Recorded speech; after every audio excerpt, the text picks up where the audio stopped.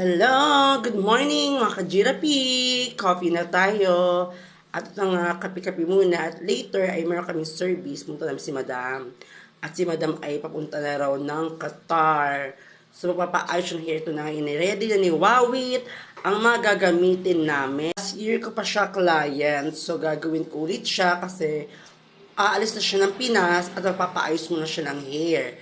At ito na, bumiyahe na kami papunta sa house ni Madam. Shit, May.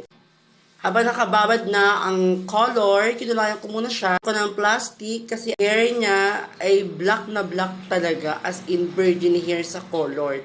So, ganyan ang ginagawa ko. Ibababad ko siya talaga siya ng matagal. You see, binabad ko na siya almost 1 hour.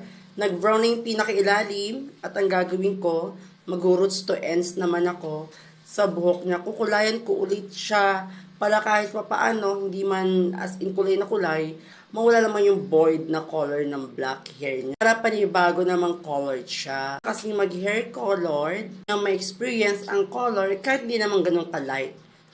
Hair coloring, niready ko na ang rebonding number 1. At a-applyan ko na siya ng R1. Yes, R1. Niroots ko na naman siya. Dahil ang kanyang kulot ay nasa rooting. Ilalim ay straight pa dahil niriband ko siya last year lang. Yung pinaka-favorito kong part ng trabaho ko ay ulam check.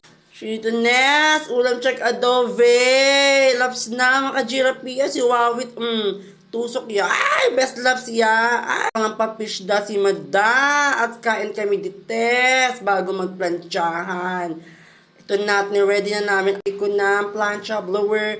As you see, kita nyo na medyo brownies na ang kanyang hipay. Brownies. Ng R1, tis na akin after ng plancha, i-ready ko ng R2. After ng R2, banlaw, ito na, nakababad na si Botox Brazilian with Ant Powder, with touch of Ant Powder. OMG! And this is the finished product. Freshness na ganun ka-board ang kanyang hair. More color, more black hair. So fresh, Madam. Bumata talaga si Madam lalo sa kanyang hair. Ma'am, for trusting me again.